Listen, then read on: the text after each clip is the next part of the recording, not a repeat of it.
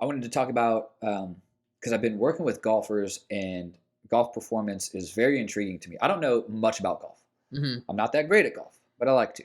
But proper meal before a full 18 holes and kind of how I would break that down.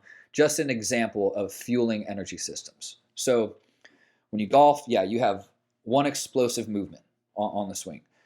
But outside of that, you're on the course, what, 4 or 5 hours. Yep. So that's a long time that you're out there. So I know you take snacks. Mhm. That's one you can snack. You're not going to feel it slosh around in your belly. You're not doing high intensity work.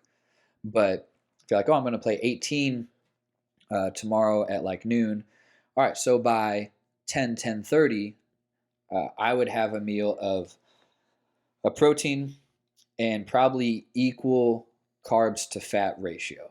Maybe a little higher, maybe like an extra 10 to 15 grams of fat higher than your carb intake. Mhm. Just because you don't want to be starving on the course, but you also need your fuel to last you longer.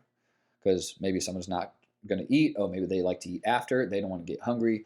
Fat will keep you fuller longer, but it will keep you performing longer Mhm. just because you have that longer duration. Like, so that's when you can use fat a few different ways.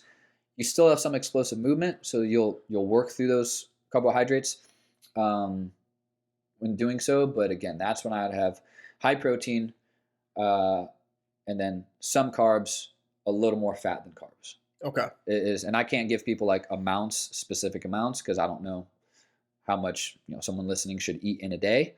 But that's what I would do. A little more fat than carbs, high protein.